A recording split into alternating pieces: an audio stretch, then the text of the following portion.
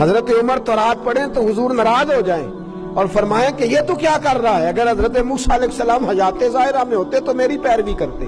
اور یہاں آدمی ہر جگہ سے ہر آدمی کو اپنے موبائل میں رکھے ہوئے ہے. فتنہ تیرے دماغ میں اگ جائے گا. یہاں تو پہلے اپنے عقائد و نظریات پورے پڑھ لے، پھر جس کو تیرا دل کرے پڑھنا، ورنہ اس کے علاوہ اجازت نہیں کسی اور کی مجلس میں جا کے اپنے ذہن کے اندر نفاق کا بیج بونے کی. میرے نبی پاک علیہ الصلوۃ والسلام نے حل بتایا، اور پھر رسول کریم صلی اللہ علیہ وسلم نے فرمایا تم اپنی بڑی جماعت سے جوڑ کے رہنا. فتنوں کے دور میں کس جماعت سے جوڑ کے رہنا جی؟ اور فرمایا ان جماعت سے جننا جن میں بڑے لوگ ہوں، جن میں بولے تو صحیح یار، تھک گئے آپ لوگ جی؟ کتنی پیاری آواز چل رہی ہے. کس جماعت میں رہنا ہے؟ جس میں جماعت بھی بڑی ہو، لوگ بھی. کسی کے پاس اگر داتا گنج بخش علی اجویری